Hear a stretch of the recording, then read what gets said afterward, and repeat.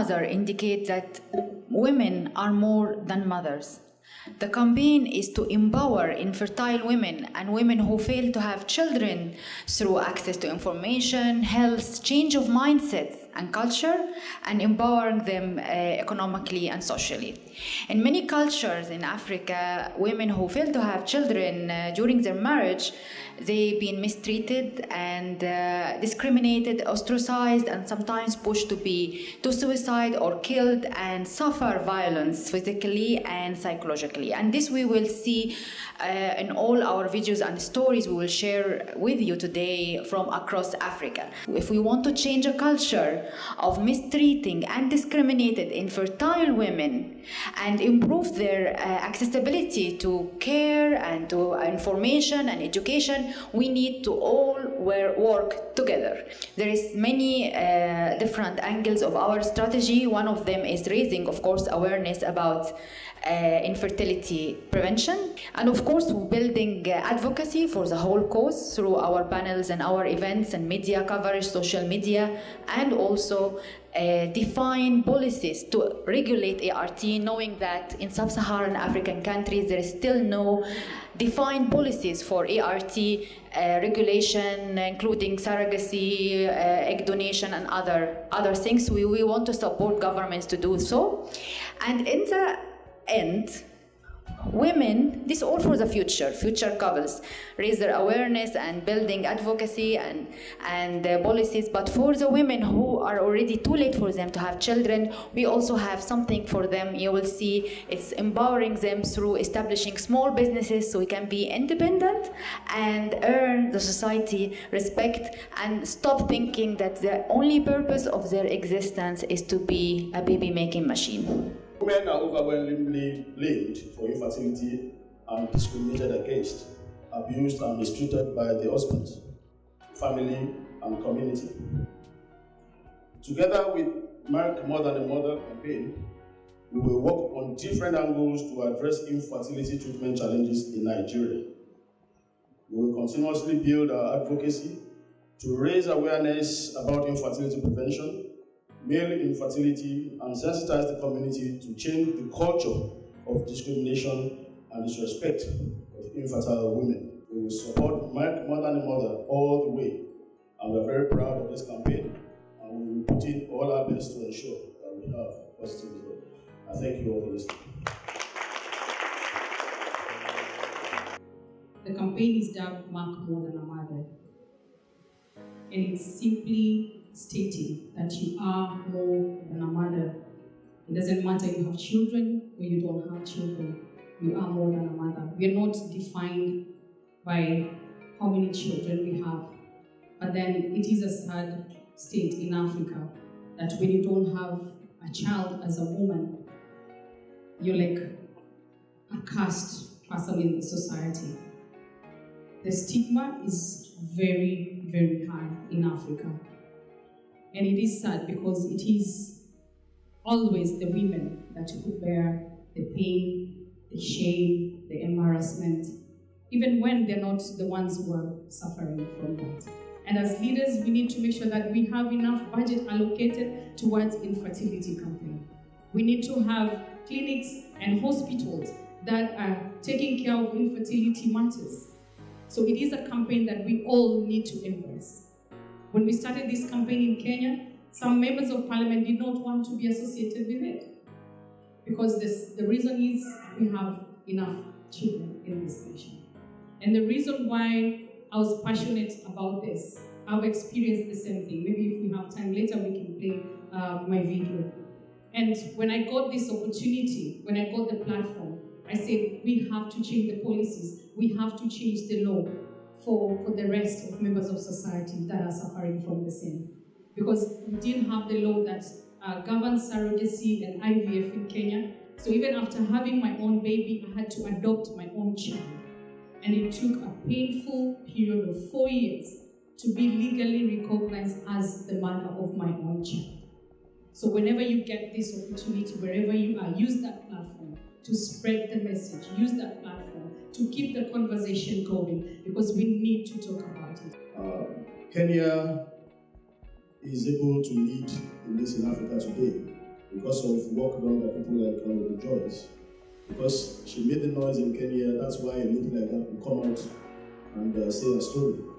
I'm sure there are so many people in Nigeria with the same problem, but because there's nobody talking about it, they are just hiding their shame, so to speak, and they're not coming out to let us know what the problem is. In introducing this policy in the Senate or House of Representatives, all the messages we are going to give is going to lead towards more advocacy, making more noise about why infertility is not a curse.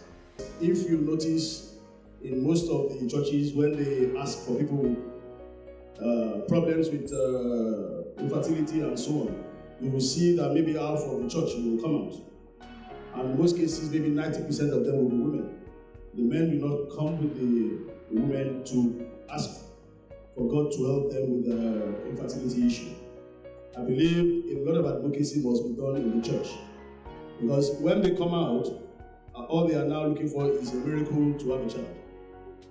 The church should tell them to first of all go and check themselves and know what is the cause of the problem. It's when that fails that you can now be asking for miracles. And also for the pastors to tell the men to come out with their wives. It may not be the wife that has the problem, because as documented, 50% of cases are male issues. It's a pleasure to be here. Now, we have to be the agent of change. Historically, worldwide, it's like women were taken as a tool for reproduction. And even the use of contraceptive in those days were made impossible. And then when they had enough population, they introduced contraceptive. And all along the line, they now forgot infertility. It was in the cooler. For men, the problem is that most men associate ability to have intercourse with fertility. So when the man comes to the clinic and you say, oh, your wife is not having, you say, yeah, I'm able to have intercourse and I have the sperm. And they don't know that being able to produce sperm does not necessarily mean that there are sperm cells in those sperm. So education is important. Luckily, infertility is now regarded as a human rights issue in WHO. So, my question now will go to Professor Joe Simpson, the former president of IFFS. I want you to tell us about the perception of Merck More Than a Mother during your World Congress in New Delhi last week, and how you see that we can take it further globally. First of all, it's important to realize that the stories that you've heard, we as physicians hear part of that. So we certainly hear the poignant pleas of women and men who wish to have their infertility problems addressed quickly, quietly, secretively, and we hear that. And so how do we respond to that? We respond to that in a scientific and a medical way. Those of us who are in medical schools like Dr. Holt and myself and others, we do experiments, but we devise therapies that we think are effective, ways to diagnosis, ways to understand exactly why these problems have occurred. And if we are successful, we publish these articles in scientific journals. We argue among ourselves about facts that the patients don't understand. Either other people in the highly educated tier with which we deal find boring, they're statistical, they are based upon small methods, and it really doesn't go very far. Sometimes our scientific discoveries are picked up by the media, the print media, or the television media, and so we have an exciting press conference and a small publication occurs, And we somehow, over the years, think that that's going to solve the problem. Magically going to come to the 15-minute, the 15-second newscast at the end of the day, and we wake up the next day and immediately the problem is solved. Of course, we realize that's not the problem. So there are other roles that need to be played. A key role, obviously, is the legislative process. We hope to have an advocate like the man on my left right here, but it takes more than one vote to carry a bill through. So really what happens is that we go back to the media, or we should have gone back to the media before, which we did not on a consistent basis, and tried to drum up support for the voters. So if we could engage the voters, Mr. Senator, we would have a sustaining middle. Imagine what would happen if, in fact, 40% of the population considered this a key factor for which their vote would go. We would not have the problem that we would have had, and we can see examples of that success. We only need to think of HIV in the United States, which immediately became part of the agenda and had sustaining funding. So that's my goal. That's where I believe we should be, and I think the initiative that Merck, More Than a Mother, has done certainly is in the sweet spot of that, and we've continued forward and extended to the broad breadth of sub-Saharan Africa, to which I think we all have that envision. It will be a major step forward. Okay. Rasha, thank you so much for the invitation and for this panel here. I'm really glad to be in Lagos today to launch with us the Merck More Than a Mother initiative in Nigeria. Merck supports this program, and we believe it is adding value to the whole value chain, because we cannot be in the pharmaceutical industry without engaging with patients. Whatever we do every day, being in research, being in development, being in other functions of the company, at the end of the day, we're working for the well-being of the patients. This is what we're here to serve. And such programs demonstrate our commitment to fertility and to societies we operate. In 1978, Louise Brown in UK, the first tube baby was born with the help of our company. And of course, esteemed scientists that worked endless hours to develop the technique. And this is an assisted reproduction technique. So that means we have a lot of people around it. We have physicians, we have embryologists, as we say, we have technical staff, we have a lot of people creating and paving new ways to deliver. And this is a great initiative. We were glad to launch it today, but it's not like that. It's not only that. We're launching other support initiatives with you as well in other therapy areas like cancer, like capacity building, like education activities, research, trying to establish a channel of research and development in Africa. We're really committed to the countries we're operating. And this is very close to my heart. And I truly believe what all the panel has serious consensus about. It's about education. Education is the only vehicle starting from small ages and during education ladder that can educate future citizens and educate them about what they have to do in order to be healthy in their life. And controlling social media, yes, we're here to support, but also we need to make sure that the information is provided through TV channels, through other media, through social media is correct and accurate, because very frequently we find people are misled to believe certain things that are not true. So we have a responsibility also, all stakeholders, to ensure that the accuracy of information and education, education, education. Thank you very, very, very much. I'd like now to call Helen Philip.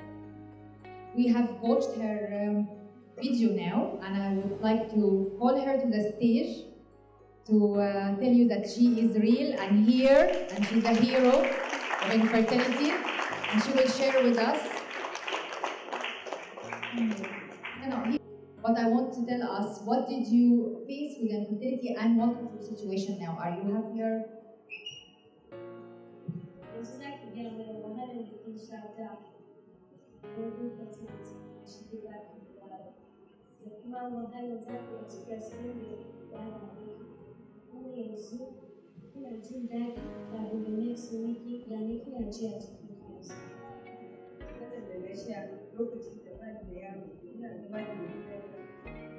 ba komai da ke tafiya ina tsananin wahala matsananciyar wahala ba na samun ci ba na samun sha ba kucin yau. Okay, when she was with her husband, because of the fertility, there was no peace of mind. She was suffering. There was nothing to eat. Quarrels here and there. Things were not moving or fine for her. What about now, after you have your own business? Yanzu da Merck sun bude miki business yanzu da kike yi. Yani kina yi jiya. Oh, ban san abin da kan ce ba. She doesn't know what to say. Ina gode ma Merck. She's needing to thank Merck for what they've done to her. She's really very happy.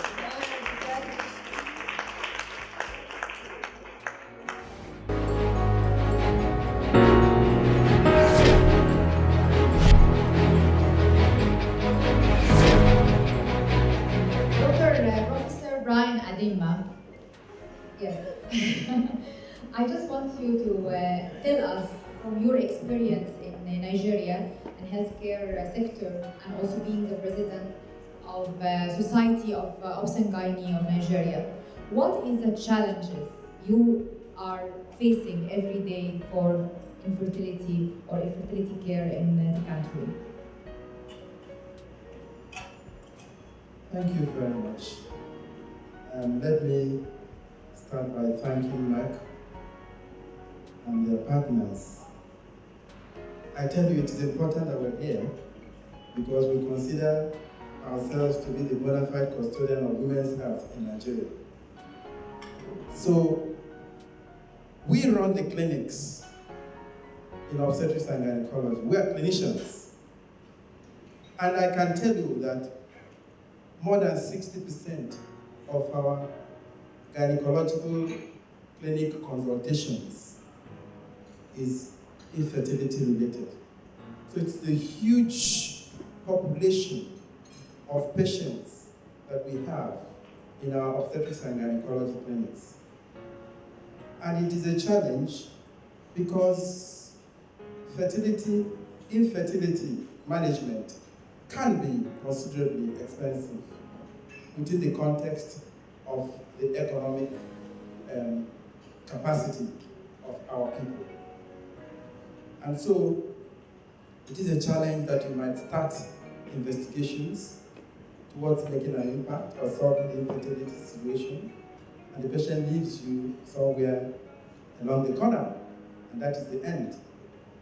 And when you ask further questions, you find out that they have gone to the traditional healers, or to the churches, or to anywhere where they hope not to pay a lot of money.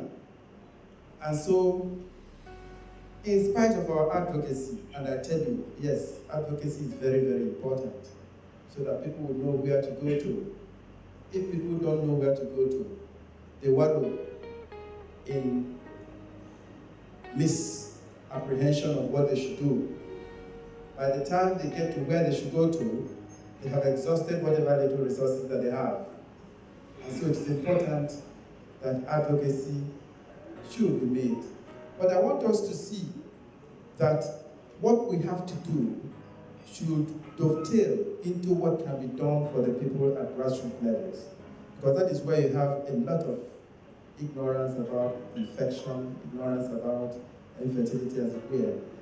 The people need to be assisted. Infertility management should be made free. Remember, infertility is part of family planning. And family planning should get down to our people free of charge. That is the only way we can make the desired impact towards solving our infertility problems. Thank you. Thank you very, very much, Doctor. So now my question to Professor Simpson. If we want to raise awareness and education, we need to make sure that we also have the facilities. But we cannot have the facilities without having the professional and the very high skilled embryologists ready to run these facilities. So it's a parallel actually process. So can you tell us a bit more about what you think about training and education for specialists in Africa? Thank you. So I think we start, Rasha, with the principles. The principles are to come up with some objectives for what we expect to achieve. They are to make sure that the person delivering the content really is knowledgeable in that field and presents material that's evidence-based. And then after the material is delivered, most importantly, there needs to be a tracking system. So if we think about how we make sure that what we teach to the students is retained, we should make the assumption that never will they retain it simply on the basis of the first time they've heard it. It's unlikely. So we need to have a follow-up. And so whatever educational system we come up with needs to be repeated enough times so that it is inculcated, it's really infiltrated into their DNA so that they will retain that. So that's the first thing. Now I think by and large, organizations like IFFS and the member societies of IFFS, the African Fertility Society, and the likes of that operate under that principle, but it's difficult to follow.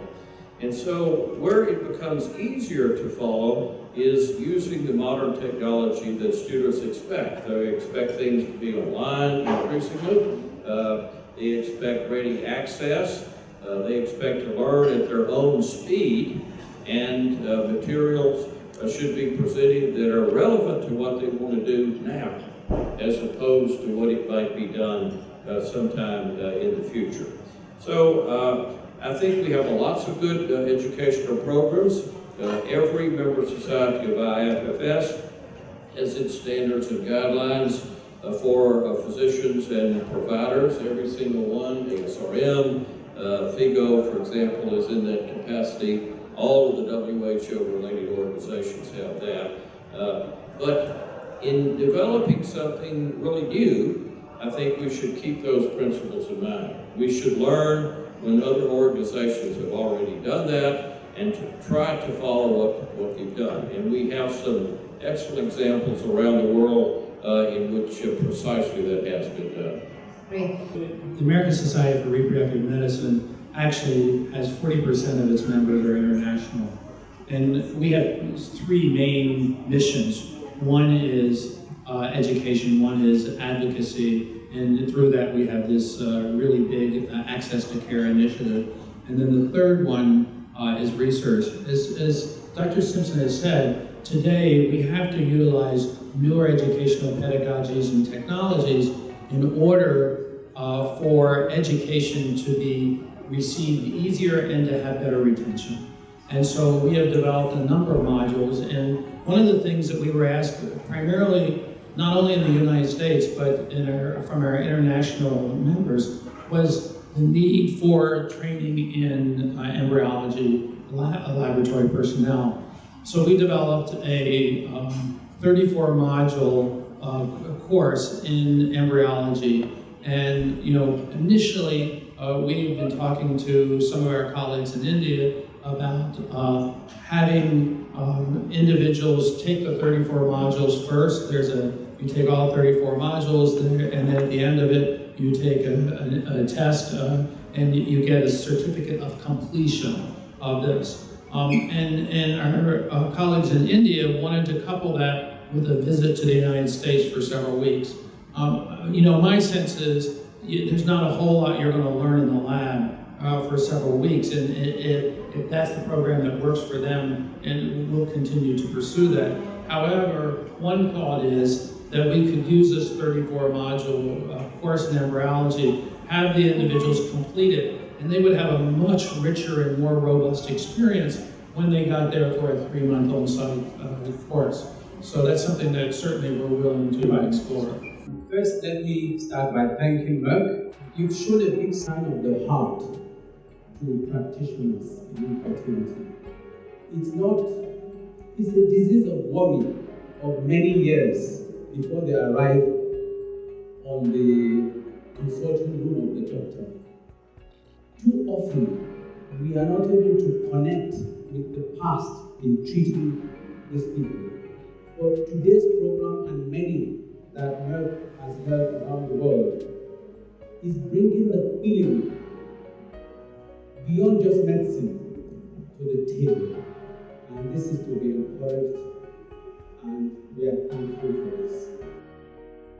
In Nigeria, we have about 1,400 registered obstetrical gynecologists practicing currently in this country, distributed among the 36 states and the Federal Capital Territory.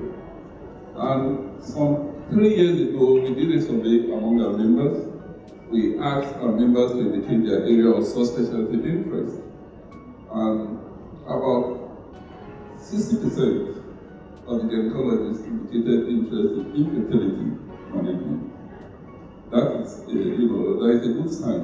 But unfortunately, among this, very few of them have actually undergone any form of training beyond a fellowship that qualifies them as a gynecologist.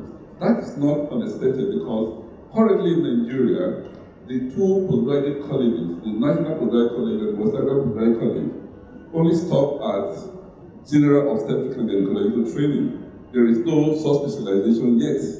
So the few that have had subspecialty training are those that have done it through self-effort by sponsoring themselves to UK, Europe, America, sometime to India.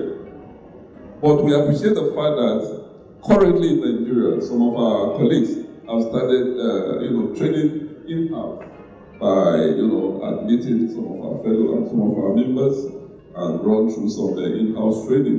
We hope that over time, most of our practitioners who are interested in infertility will be trained within the country, just like we now train our postgraduate doctors in general obstetrics and gynecology. Currently, I must say that the situation is improving. Thank the audience for being here today. I want to address the issue of regulated ART as part of the comprehensive care, quality, accessible care that women deserve and everybody deserves around the world, not only in the first world. In developing regulation, one has to understand 3 principles. What is it that you want to achieve? And we recognize in Uganda that reproduction is a right for everyone. Whether you achieve it naturally or you achieve it with assistance of a doctor. In any case, any reproduction is a collaboration. It's a collaboration between man and woman. When you add a third factor, the doctor in, there should really not be too much of a problem absorbing that. Particularly where the technology has now been accepted. It is no longer experimental, it is a straight process. So that is the primary principle upon which regulation should develop. The third principle is that you then design a system where you will permit certain treatment without any conditions. The second one is to permit it under certain circumstances. The third one is to completely prohibit. And those are really the principles from which the development of regulations will be driven. Thank you very much for my panelists and for the very important information we shared with the audience. Thank you for being with us and having a very important part of your time today with us. And I hope that we were interesting for you and we provided the whole perspective and overview about Merck More Than a Mother. And thank you very, very much for being with us. Thank you.